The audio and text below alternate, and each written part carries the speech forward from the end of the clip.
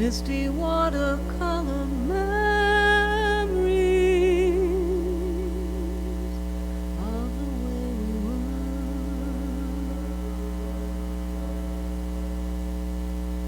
Scattered pictures of the smiles we left behind, smiles we gave to one another.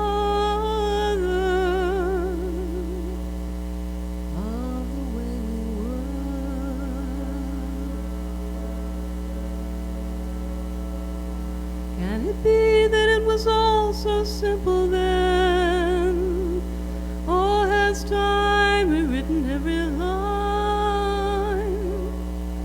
If we had the chance to do it all again, tell me, would we? Could we? Memories may be beautiful and what's too painful to remember, we simply choose to forget. So it's the laughter we will remember whenever we remember.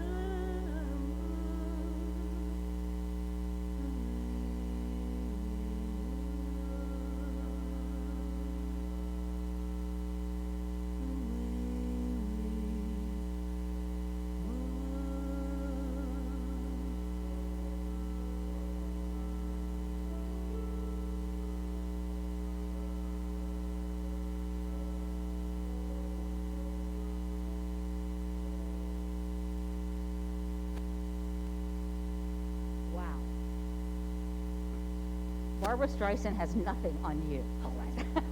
Let me just say that. So good morning, everyone.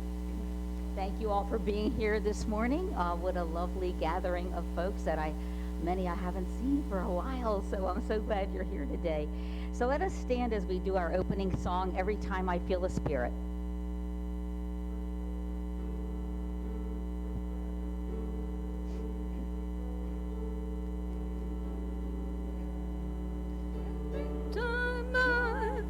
Spirit moving in my heart, I will pray. Every time I feel the Spirit moving in my heart, I will pray. Upon the mountain, when my Lord spoke, out of this mouth came fire and smoke. Look all around me, it looks so fine, till I asked my Lord if all were mine. Every time I feel the Spirit moving in my heart, I will pray. Every time I feel the Spirit moving in my heart, I will pray. Oh, I have sorrows and I have woe, and I have heartache here below. But while God leads me, I'll never fear, for I am sheltered by His care. Every time I feel the Spirit moving in my heart, I will pray. Every time I feel the Spirit moving in my heart, I will pray. All right. Please have a seat.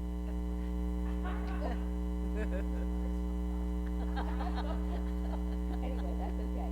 So just welcome to everybody. Take your seat and then we'll sing another song. So today is a real special day. First of all, Reverend Jan, who was the founder and the moving engine through this church all these years. When did the church start? 1999. Okay, 1999. So she's been, a part of Unity Fellowship first, and then we changed it to Unity Williamsburg Spiritual Center. But people just love you so much, and you've always added so much to the energy and the consciousness of the church. So we are a spiritual center. So we're delighted that you're here. Oh, she's got a good talk. Ooh-wee. I don't know what it is, but I just heard a little bit about it, and it's going to be really good. So you're going to really enjoy that. So I want to welcome all of you here, any of you that are watching through technology. We are just delighted that you were a part of our Sunday service, and we just want to let you know that even though you're not here, guess what? You know you're here, because we're all one, right? We're all one. So let's just take a moment, and we'll start with an opening prayer. Our Sunday is called Remembrance Sunday. As we remember those people in our lives, or pets in our lives, or anything in our life that has really impacted us, that maybe isn't any longer in the physical. And so that's what we're going to be remembering. Those folks, those pets, those even thoughts and places and things that were in our life, and they just moved through and moved on to enhance someone else's life, possibly. So it's called Remembrance Sunday. So we do remember. And I remember not too long ago, a woman said, Ginny, there is no death. There is no life after death. Because she said, there is only life. And so even though people and pets have passed out of our lives in the physical, boy, they are still alive. And I know you've all experienced that in some amazing way. So as we take a breath and allow yourself to get centered into this precious moment, right here, right now, we allow ourselves to know the truth that sets us free. And that truth tells us that there is no death, that there is only life. And so those that have been in our life, we bless them. We bless them on their way to their new experience of life. And we know this truth because we've studied it in different books. We've heard it in the Bible. That all is well. That we continue after our physical bodies are laid down onto that next journey of life. We're grateful to know this truth that sets us free, because then we can be a part of that and know that our journey may allow us to pass on and leave our physical body. Oh, but we live on. We live on. And so it's in that consciousness that we celebrate this Sunday together, remembering, knowing, believing, having faith that there is only life. And so it is. Amen. Okay, we're going to sing another song, Open My Eyes That I May See, so please stand. We'll see what the words are. Open my eyes that I may see glimpses of truth thou hast for me. Place in my hands the wonderful key that shall unclasp and set me free. Silently now I wait for thee. Ready, my God, thy will to see. Open my eyes, illumine me, Spirit divine. Open my ears that I may hear voices of truth thou sendest clear. And while the wave notes fall on my ear, everything false will disappear. Silently now I wait for thee. Ready, my God, thy will to see. Open my eyes, illumine me, Spirit divine. Open my mouth and let me bear gladly the warm truth everywhere. Open my heart and let me prepare love with thy children thus to share. Silently now I wait for thee. Ready, my God, thy will to see. Open my heart, illumine me, Spirit divine.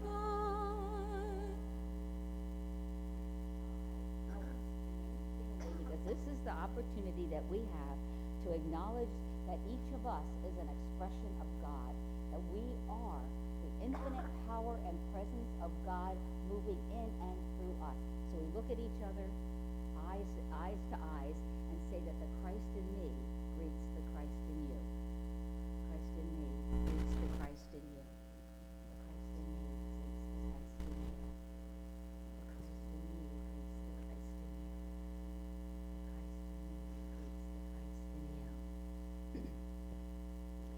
All right, thank you, everyone. Now you may be seated as we together say our affirmation for Unity Williamsburg Spiritual Center.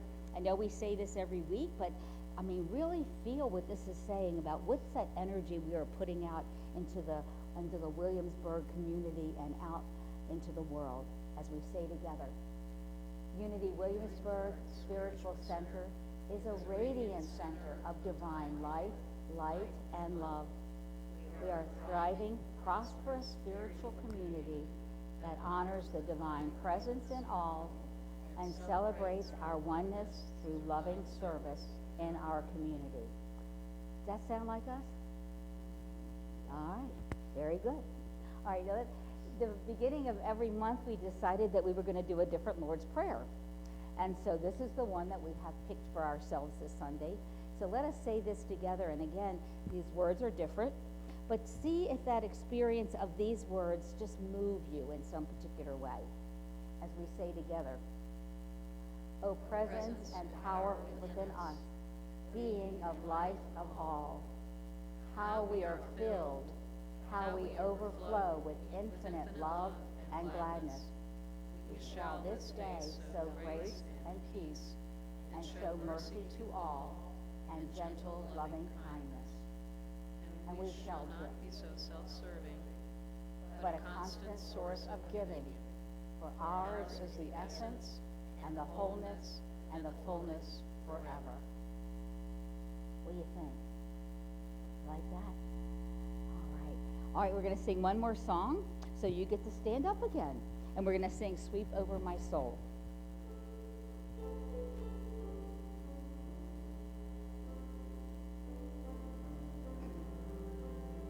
Sweep over my soul, sweep over my soul, come gracious Spirit, sweep over my soul, sweep in love and peace, sweep in love and peace, come gracious Spirit, sweep in love and peace, sweep in grace and joy, sweep in grace and joy, come gracious Spirit, sweep in grace and joy.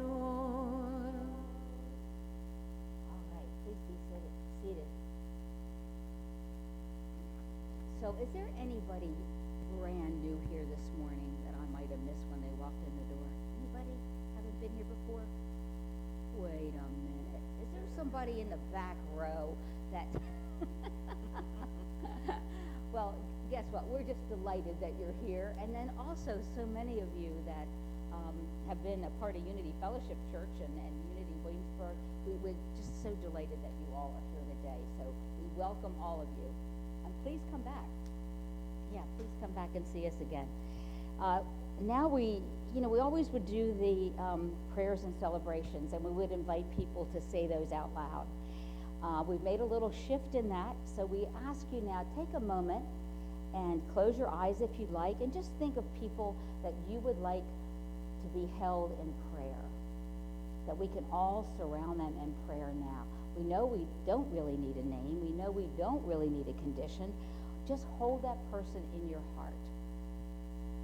And if you want to put your hand on your heart, please do that. And if there's a celebration going on in your life, think of that celebration and all the people that celebration may touch. Okay, you got them in your heart? This is what we're going to say together. As we center ourselves in the one presence and one power we realize that our thoughts have the power to heal and bless. We send them out now, carrying love, peace, joy, and life to situations and celebrations that we hold in our hearts. Thought by thought and prayer by prayer, we transform the world. Amen. Now, just remembering that we all prayed, and we will continue to pray throughout the week for those people that you held in your heart, and that's all we need to know.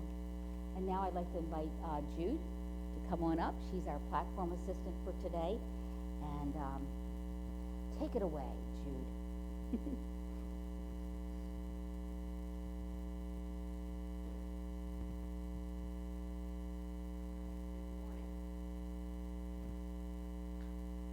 Daily word for today is divine order. And our affirmation is up here. I'll say it once, and then I invite you to say it with me the second time. I live in harmony with divine order. Together, I live in harmony with divine order. Life is in constant motion, even if that motion is imperceptible to me. When I feel stuck in place or impatient with my progress, I consider the gradual yet orderly pattern of the seasons as they change.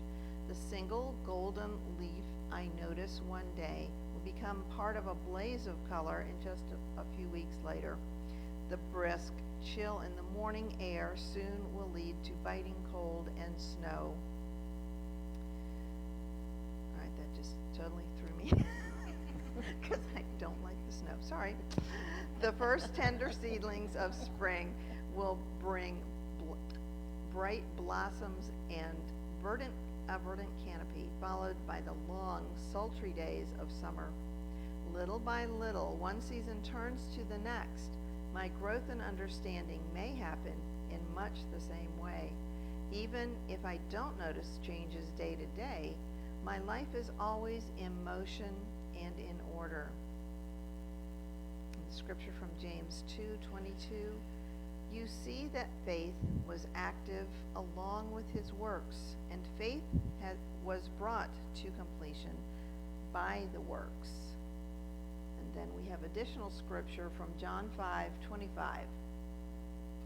Very truly I tell you, a time is coming and has come when the dead will hear the voice of the Son of God, and those who hear will live. Verse 29, and come out, those who have done what is good will rise to live, and those who have done what is evil will rise to be condemned. Okay, now we have the message from our very own dear Reverend Jan.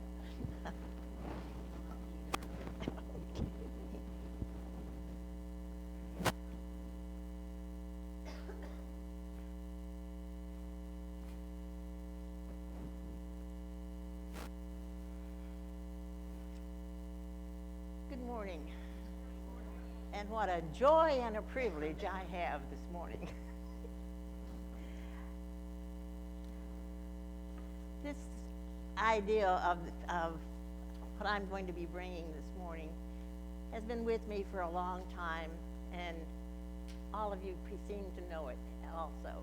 I'm going to preface the main part of this with saying now, I'm going to be talking about myself and a little bit about the present life, because in doing this, it kind of sets up an acceptance of the rest of the talk here.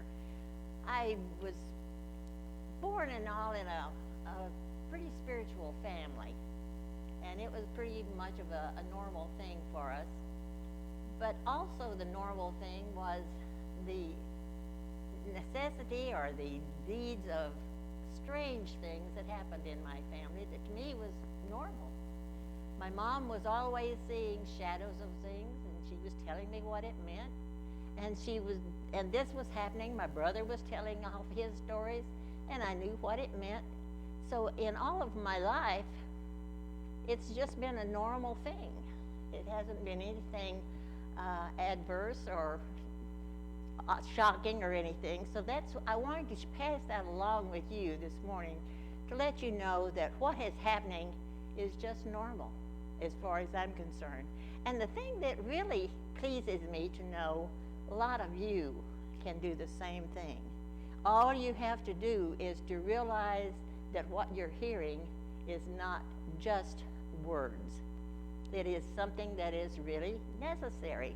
So you can choose this and know that you're not going out of your mind. If you hear voices in your head, this sort of thing, it is something actual that can be very much from God.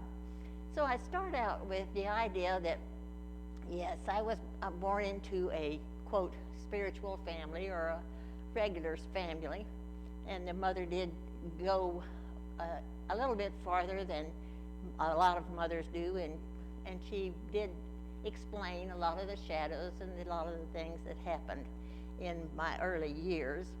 And as the time moved on, I grew more and more into understanding what she said, and a few things of that nature that was normal as far as I was concerned. It didn't seem anything that it was not normal. And then when Bob came into my life and we were married, he just kind of slid right into it. Whether he knew it already or not, I don't know. We didn't discuss it. He just slid right into it. And I could be at a neighbor's house, and when it was he usually called in the afternoon. He worked nights, and he used to call in the afternoon. And he would usually call it to say hi or whatever. And if I was at a neighbor's house, he would call the neighbor's house. And it was just a normal thing that I didn't have to worry about where I was to let him know, because he knew already. And the big thing that came about with this was one night. He worked nights, and one night I became very, very ill. And they were unable to get a hold of him to know what to do. And they didn't have to, because he knocked on the door and came in. He knew that something was going on, and he knew that he had to be there to take care of it. So he came in, took care of it, and then he could go back to work with a clear conscience. So it was things like that that went on in my younger life. And then Bob and I, as I said, we grew more and more together, and more things happened together that it was just normal for us. And one of the main things that I remember so well, and I was living, we always lived apart, but I was living in Harrisburg, Pennsylvania, and he was in New Jersey. And he was working there, and on the one morning I woke up, and as I woke up, he was kissing me. So that was a normal thing. I don't mean that he did it every time, but to me it wasn't an astounding sort of thing. Many different times he would come in home and me find different things that we could be working together with. Another time, well, he was, I don't know where he was. He was in, I think, North Carolina somewhere. And he told me then, he said, the bell that's hanging in the dining room, said, listen, sometime I'm going to make it ring. So, okay, this was a far distance thing for him to do. And so one evening, Vicki and I was sitting at the dinner table, and all of a sudden the bell started to ring. And I don't mean that it says dong, dong, dong, dong, but it was that good, nice little tinkle that you could hear. And it wasn't too long until he called, and he said, did you hear it? Did you hear it? And I said, yeah, we heard it. So this was the things that had happened to Bob and I all the way through. It wasn't anything unusual. It wasn't anything astounding. It was just things that was a normal action that way. So as we move on through the time, we come to this area, Newport News, and Bob made his transition then in 2011. And yes, it was disturbing, but you had so much that you had to go through regardless. And Vicki and I did. And he went on a Friday morning, And on a Saturday morning, I was in the shower, and all of a sudden, I heard him say, "If you get the old red robe on, I'd talk to you." Which said, always before I had a red robe, and when I got up every morning and put the red robe on, well, he'd get up and there I would be. So he was telling me if I would get the old red robe on, then he would talk to me. And I was very ecstatic with joy when this happened. And that started several years of conversation between he and I and all this sort of thing.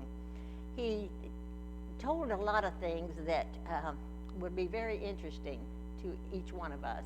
And as every night I would go to my chair and get a notebook, and then begin to write, and I'd write what he said, and I'd write what I said. He'd write what he said, and write. So it was a conversation by writing. So this one particular time, he was there and began to write what he was experiencing and the things that he went through. And one of the things that I think everyone here is interested in, and that is what happens when you die. Do you just go away? What happens? What does happen with God in that? Does God say, "Hey, he's dead over there, I'll say dead"? So what does it happen? So Bob begins to tell that when he first had the sense of what was happening to himself, he realized that there was two very strong, tall fellows. Or I won't really never say fellows, it was entities, it could have been someone else, but it was very tall, very staunch, and at the end of his bed. And they were waiting for him to make his last appearance here. And he didn't get any feedback from them or anything of that nature. He just knew they were there. He automatically knew that they were there for him. His grandmother was there also. And I have to inject a little bit here because I was always aware of when someone was making their transition. Well, they could see films and people all in their room, and they would know who they were and all. So I was being nosy. I wanted to know if he was seeing anybody. So I asked him, I said, "Bob, are you seeing anybody? Are you seeing anything here?" And he just, And he would look over here, and he'd look over there, and he'd look somewhere else, and I'd say, "Do you see somebody?" And I kept on with that, and in his true exasperation moment, he said, "Grandmother Sloan!" So I knew that Grandmother Sloan was there, and I said, all right, already. And so that was the beginning of that particular part of the transition. And then after this happens, and we began to make our rightly and writing sort of way in all respect, he began to tell what happened. And when he made the transition, you go into and he says the only thing you can have to compare it is a room, but you don't think it's a room. You can't find four walls there, but you know that it's an enclosed area, and that there is someone there and you don't know who it is, but you're told that it's the person that is going to be taking care of you and all this time, the attendant that's going to be yours and yours alone. And this attendant you can't imagine what all they're going to teach you in the length of time you're there. They have to teach you how not to eat because there's no eating there. So they have to teach you how not to eat. You have to teach them how not to desire going to the kitchen because there is no kitchen and there will not be a kitchen. You do not have to worry about going to the bathroom because there's no bathroom. There's no reason. You haven't eaten. There's no reason for the bathroom. And there's those things that happen.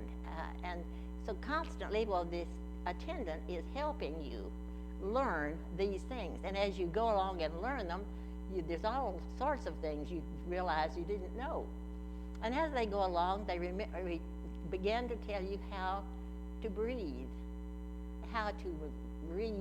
that use that. Then it continues to go, and they tell you, you don't talk anymore. You don't talk anymore. So you've got to learn how to use that mental telepathy that we've been told about so much here. They'll say, use your brain, use your mind, use your this, use your that. Be mental. So he began to learn how to use that mental telepathy in his everyday life, in every way he went to. So that was something else that he had to learn. And that's why this attendant is there. And the attendant is not allowed to have anybody talk to you while you're there. You are strictly theirs and yourself. So if anyone calls in, which they can, you can call in there, but you talk to the attendant and you say, how are they doing? What is happening here? And go that way. And you can be satisfied and say thank you very much and leave. So this goes on until you do a very good job with your mental telepathy and your light and thinking of all the things. And you continue to stay then for a while. And all this doesn't happen overnight or overnight. It doesn't happen shortly. It happens on your time, how long it takes you to adjust and go with this. But another thing that has to happen is you have to use this mental telepathy to travel with. You can't just look for a car and jump in the car and go. You have to know this mental telepathy. You have to deal with it and know how to use it to go where you want to go and be what you want to be that way. So this was a lot of the things that the attendant is supposed to do. And it doesn't happen shortly. It doesn't happen in a short length of time. It's on your time, whatever time you have. Have you made a lot of progress here and your time there is very short, or vice versa? It's all right. So this was some of the things that he started telling about what happened after you make a transition here, and how good it was for most of the people because it's so peaceful.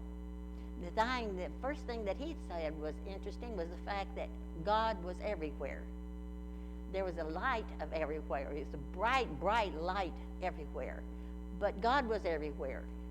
And that was something that was very intriguing to him, was the fact that God was everywhere. So he didn't have to call on God, or he didn't have to knock on God's door or anything. God was there. All he had to do was just recognize the fact that this was God. This was the light.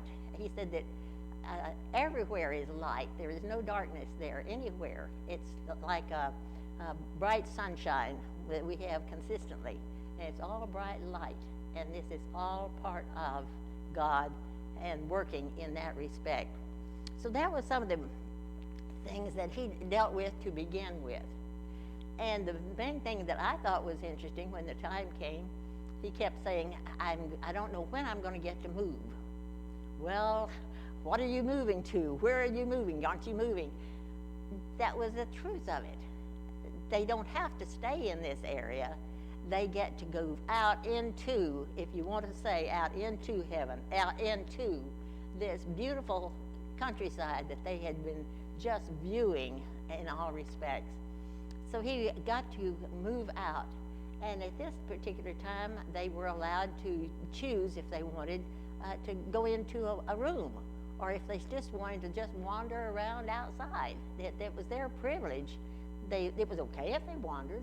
If they had the grass was there beautiful and they could have a good place to be.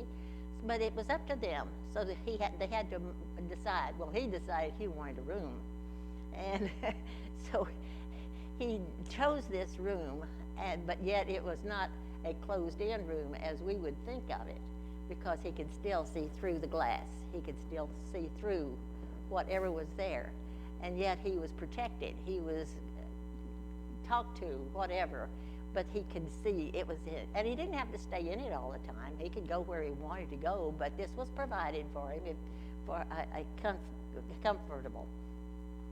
So we do know that at this point in time, he had already accomplished and learned the fact that he didn't have to eat. And I don't know what he did about chocolate. He was really a chocolate person. And I don't know what he did about chocolate. I'm sure he 2 or 3 times decided, well, let's see if we can cheat a little bit, but he didn't. So, but he had eating was a privilege there, but he couldn't really have to eat anything, or he couldn't have to really go anywhere. He found out as he went out into this area that people was everywhere. It was, and he, like we would be, if we go to a farm area or a gathering of some kind, we could see all the people around. And as he observed, this group of people was talking to each other, and this was talking to each other, and he learned that the way you enter in and make friends is the fact you just enter in. There's a group of people here, and they're all talking to each other. In today's world with us, we would be really in a negative situation if we just borrowed into a group of people and they'd say, well, what are you wanting, and something like that. There you just make yourself immediately one of the group. And when you make yourself one of the group, if they can go on trips and different things, and maybe this group is going to go on a particular trip, well, you can go too. You don't have to have a written permission or anything. You just go. You enter in to another group of people. You don't have to have their acceptance and your being there. And I have to go this route. He, in his travels like that, he very soon began to know that he was in another area from which he particularly lived or had been around. And as he went on this different area, he found that there was little houses over here and a house over there and all around. And in among all of these little houses that was around and looking like they belonged to people, he found churches. And we don't ever think about churches being there. We just know that, think, well, God said this is this and this is this. But no, God has made provisions of everybody at every time.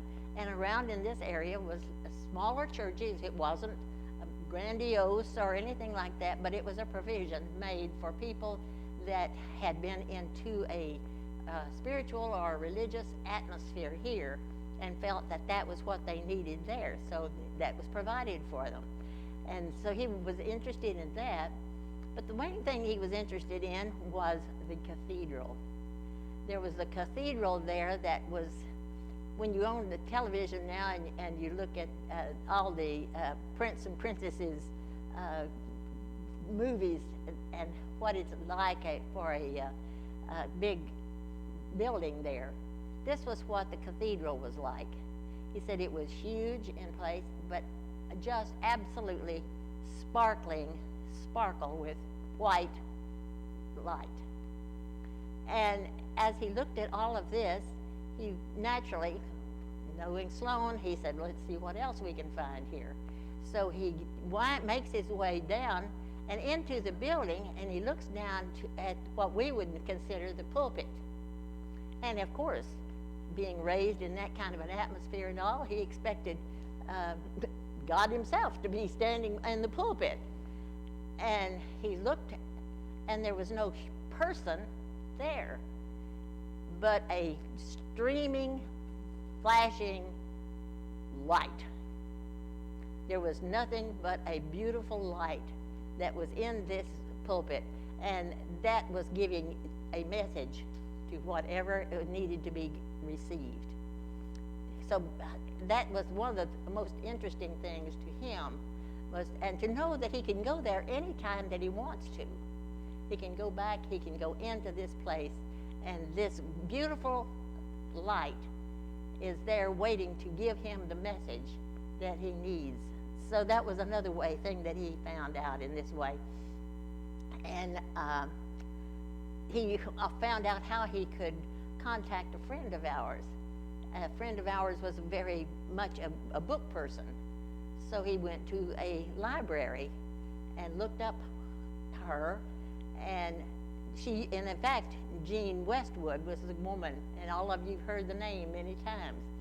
And so he found Jean Westwood in this beautiful library, and they had a short conversation, and she was excited and he was excited, and he didn't make it back in that particular area again, but at least he saw her one time. He found out how he could be there. But around as he was making his rounds and all, he found out one thing, that if he went swimming, he didn't have to get wet. So this was something that was very interesting for him, and something that he could utilize more often than we know. Is in heaven, well, we can go swimming, but we don't have to get wet over it. So, and all of this around here, he had one statement to make, and he has been talking to me today, and he said, tell the people to whatever they do, learn your unity material. And he said that that was one of the greatest things that he could say that he had accomplished, was there that because he knew unity material and what they were talking about and this sort of thing, that he had been graced and encouraged to learn 3 and 4 steps higher than he would have otherwise. He said, so do not ever feel like that your unity material is not worth its time and space, because that you learn that and you have made greater steps in your life here. So we want to say that we are very, very grateful for the unity material, and I think he really would like for us to take it seriously. Let me see, we got here. Oh, he was up to out of that particular area. This whole area, the heavens itself, has about 4 to 5, if you want to call it sections or planes or whatever, it has that there. And so the more that you learn, like it is school, it's like grades, and you learn a lot in this area, and then you're promoted to the next area and to the next area. And so he was very excited and very pleased when he was able to go on to the next area and this sort of thing. And he's had to do this several times. I say several times, about 3 times anyway. And right now he has gone to the point that I don't hear him like I used to hear him. I know he's there. I can feel him every so often, but I don't hear him like I used to. And I was very excited when I heard him here, because it's the first time I had heard him in a very long time, and I was ecstatic with joy just to hear him. But that is what we know about the different planes, the different levels, the different ideas. And we know that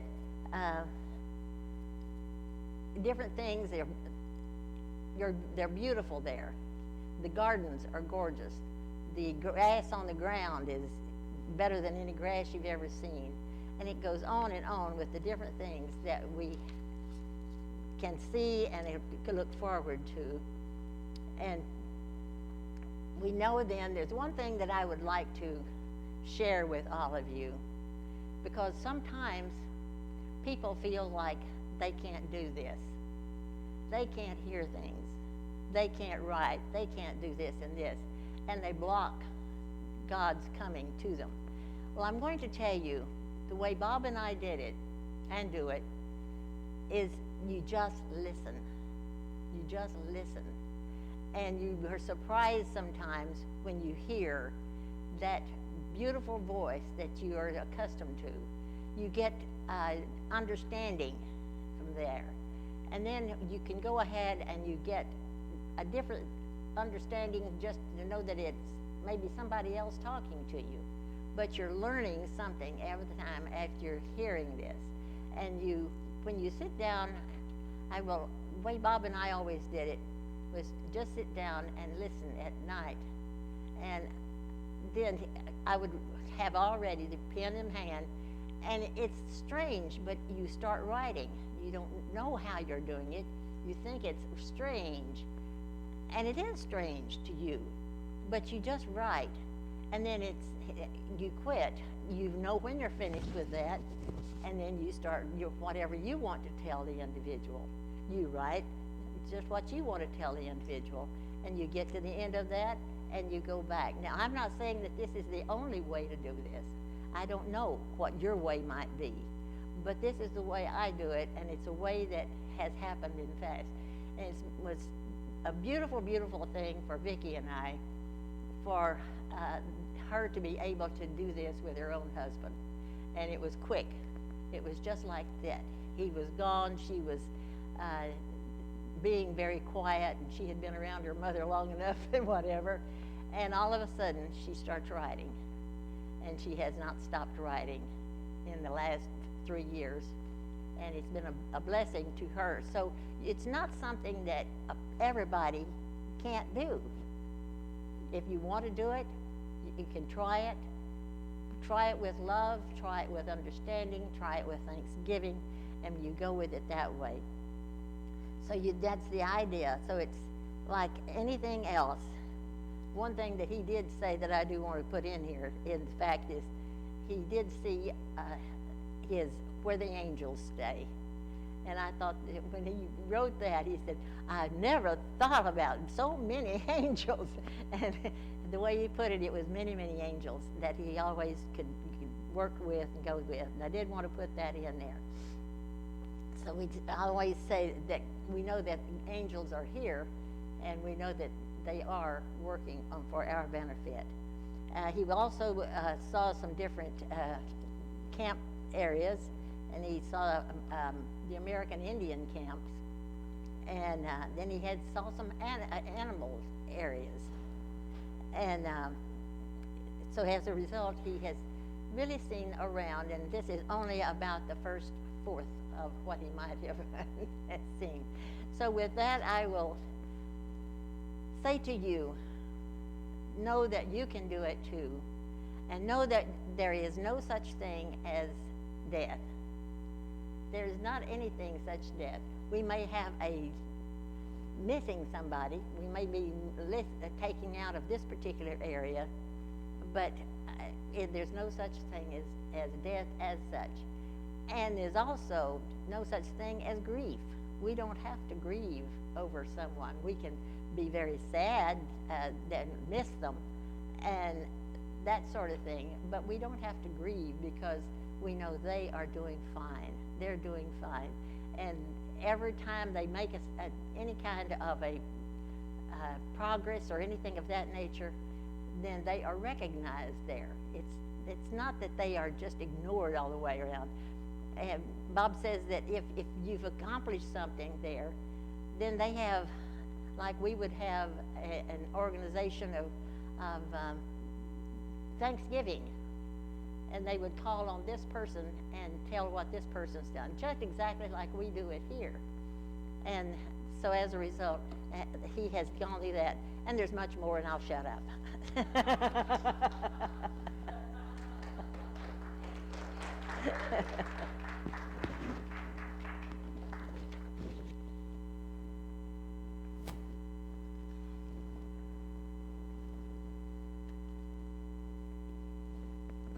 I need to want to spin. Thank you. Oh, wow. That was pretty cool. I will say when Dale Allen Hoffman was here in July, I think it was, he made the statement that in Aramaic, death means existing elsewhere. And that's exactly what you shared with us. Bob and many others who are friends and families and our loved ones, our pets, they're existing elsewhere. They're moving along and enjoying their rest of their life, their beingness, in a different space, and how fortunate that Jan is able to share that information with us, you know. I will say that I think my mom's may not be happy because she doesn't have a car. You said there are no cars there. That's all my mom loved, driving her car. Maybe they were able to get that for her.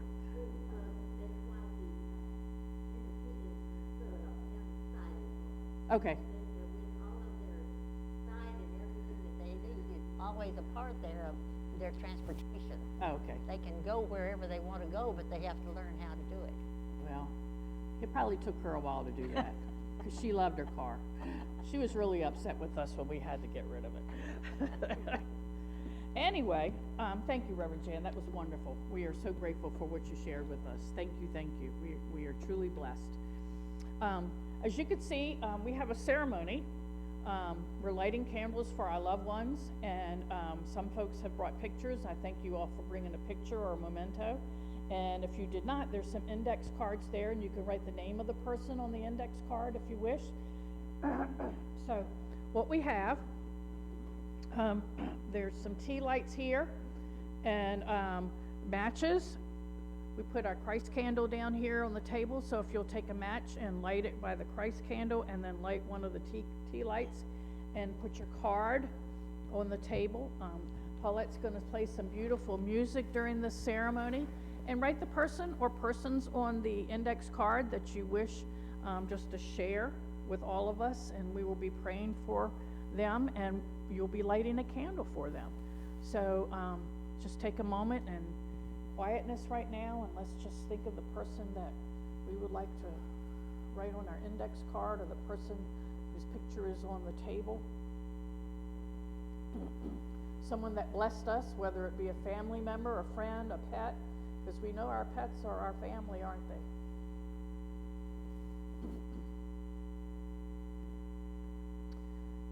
And write that name down. Feel that love coming out of your heart for that person. As Paulette played memories for us, there are many memories that we have of those beautiful people that were a part of our lives. Some for a long time, some for a short time, but they made a difference.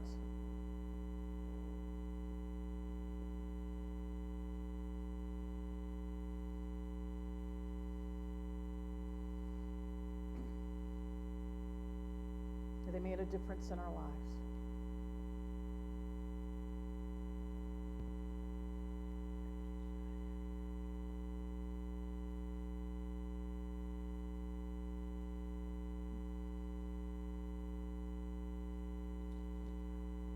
And we recognize those people, the love that we shared, the love that we shared with our pets,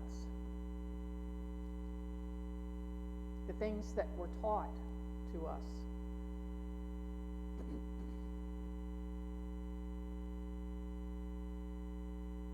You may sense them near you right now in this room, sharing their love with us.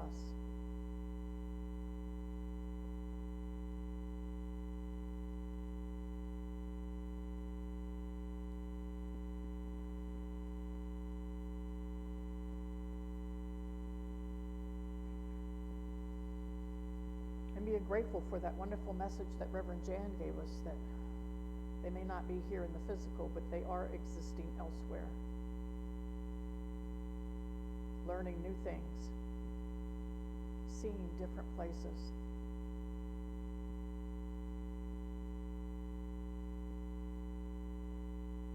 Life continues. Life continues.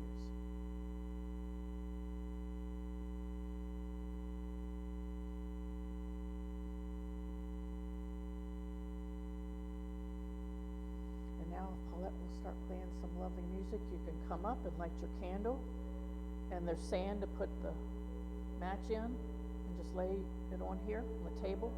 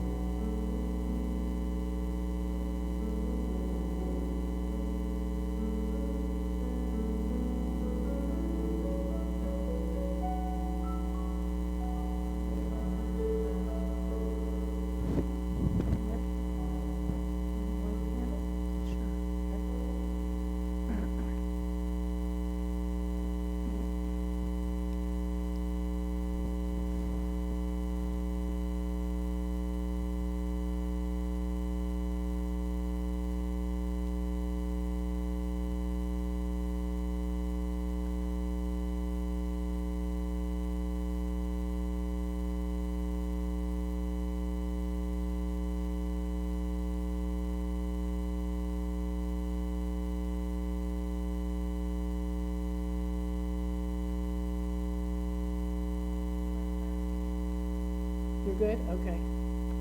Anyone else? Okay. So just sit quietly. I'm going to read you a poem. It's called We Remember Them.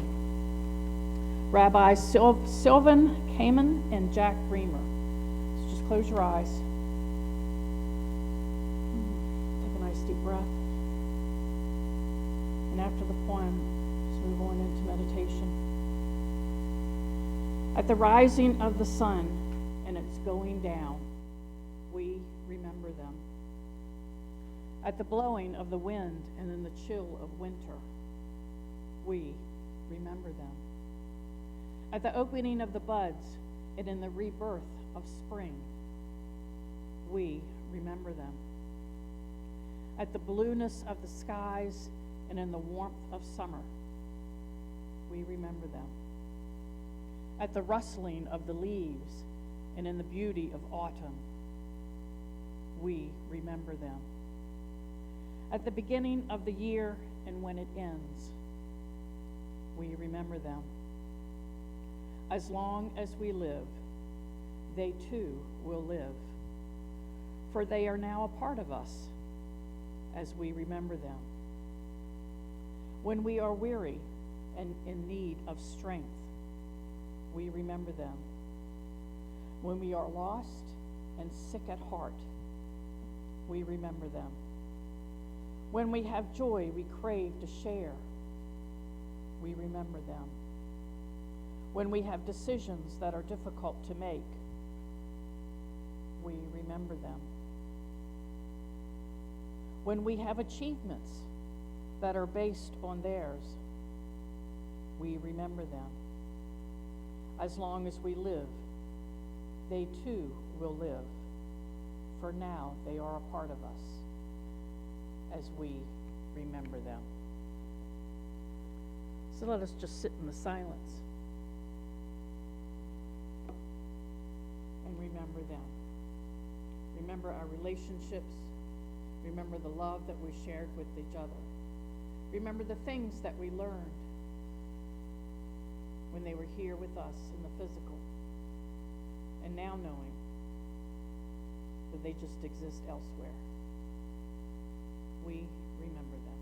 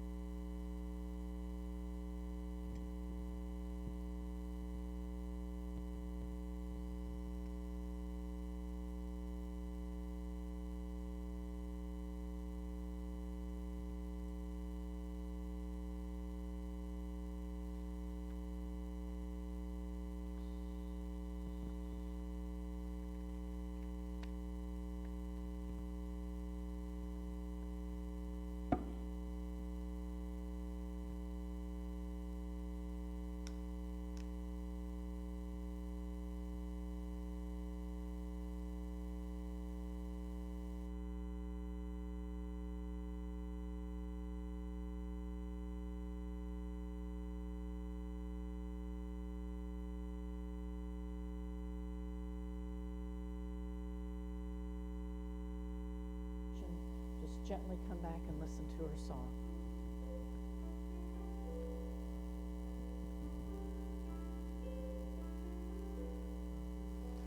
There are places I remember all my life, though some have changed, some forever, not for better. Some have gone and some remain. All these places had their moments with lovers and friends that I can recall. Some are dead and some are living. In my life, I've loved them all. But of all these friends and lovers, there is no one compares with you, and these memories lose their meaning when I think of love as something new. Though I know I'll never lose affection for people and things that went before, I know I'll often often stop and think about them. In my life, I love you more.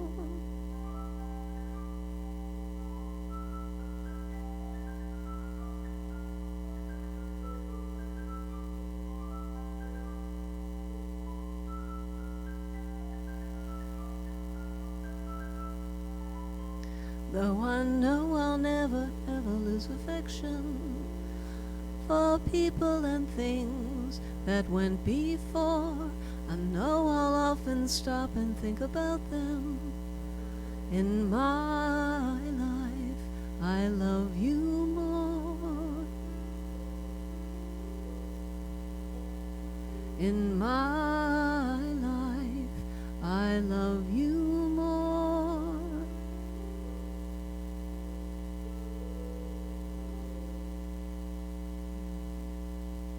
That was a pretty song. Beautiful. Thank you. Thank you. Thank you all for participating, lighting a candle for your loved one. Your cards are here, part of the ceremony, and know that they are blessed also. No matter whether they're here, wherever they are part of our lives forever, forevermore.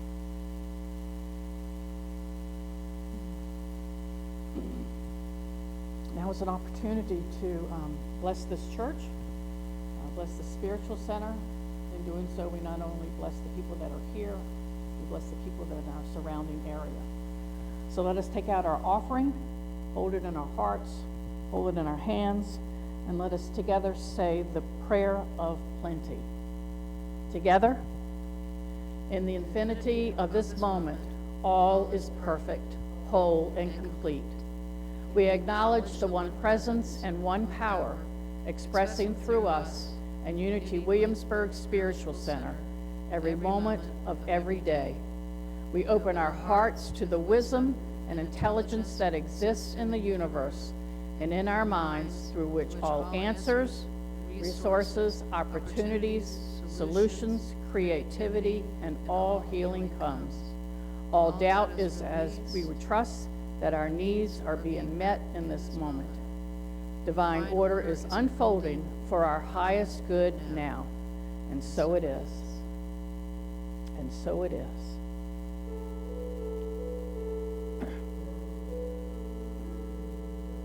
I am so blessed. I am so blessed. I am so grateful for all that we have. I am so blessed. I am so blessed. I am so grateful. I am so blessed. We are so blessed. We are so blessed. We are so grateful for all that we have. We are so blessed. We are so blessed. We are so grateful. We are so blessed. We are so blessed. We are blessed for this day. We are blessed for all the experiences that we had with our loved ones. We are blessed in remembering them, the goodness that they are and the goodness that we shared with them. We thank you for your offering. As I said earlier, it not only helps our own spiritual community, but it also helps the community, the Williamsburg community. So thank you so much. There's a basket there if you wish to put it in there. We are blessed. Thank you, thank you. And now Jude has some announcements for us.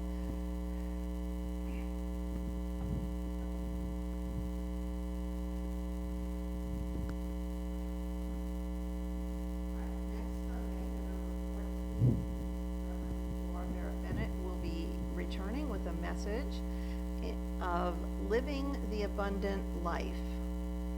On Saturday, November 13th, Reverends Jenny and Denise will be promoting Unity Williamsburg Spiritual Center at the Newport News Marriott at City Center.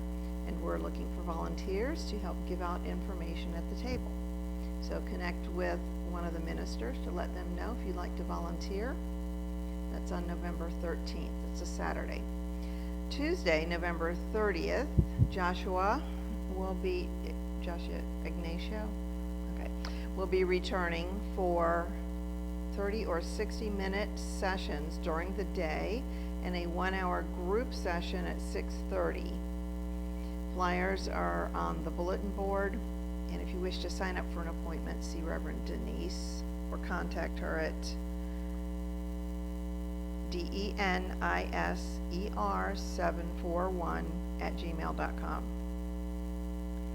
There's also a sign-up sheet for Louis Purdy's session, Connecting to the Healing Light, on December 18th. Stop by the bulletin board to check that out. Because our fellowship food has become quite the feast, please leave a blessing in the basket so that we can continue to offer a wonderful selection. Continue to check out the book table in the back. New books are being added. If you see something you'd like, take it. And if you would feel moved to drop a love offering in the basket, you may also bring in any of your books that would be appropriate to add to the table. Prayer chaplain today is going to be Amy in the back corner. And she'll be there offering a one-on-one prayer. If you'd like a prayer request during the week, you can email the chaplains at prayerunitywilliamsburg@gmail.com. As always, all prayer requests are held in confidence. You can go to our website, unitywilliamsburg.com, and fill out information if you'd like to be on the mailing list, if you're not already on the mailing list, to find out what's going on here. And if you're here for the first time and feel like you'd like to leave us your contact information or email, that we can put you on the weekly update for guest speakers and different articles. And Denise, you have something else. I just want to share something with you. Normally we do a family from Link for Christmas. This year we're going to do a veterans from Link.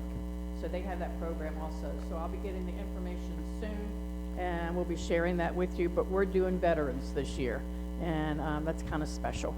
So let us please stand and sing our peace song and then prayer of protection.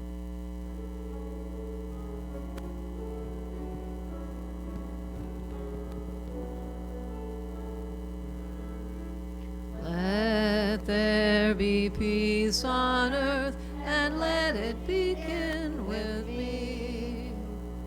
Let there be peace on earth, the peace that was meant to be, with God as Creator, family all are we. Let us walk with each other in perfect harmony. Let peace begin with me. Let this be the moment now. With every step I take, let this be my solemn vow, to take each moment and live each moment in peace eternally. Let there be peace on earth, and let it begin with me. The light of God surrounds us. I am light. The love of God enfolds us. I am love. The power of God protects us. I am power. The presence of God watches over us. I am presence. Wherever we are, God is. I am divine. We are all divine, and we are so grateful, Reverend Jan, for that wonderful message that you shared with us. Thank you. And we now know, as Bob shared with her, God is everywhere, right? And we are all divine. And I also want to thank Carla, who filled in for Steve today. Thank you, Carla. Steve is traveling today. So we are so grateful for all that are here. We are grateful for all of our many blessings. And we remember them, that life continues on. Life continues on. And that is so. Blessed be to you all. Blessed be. Have a wonderful week. Have a wonderful week. Thank you.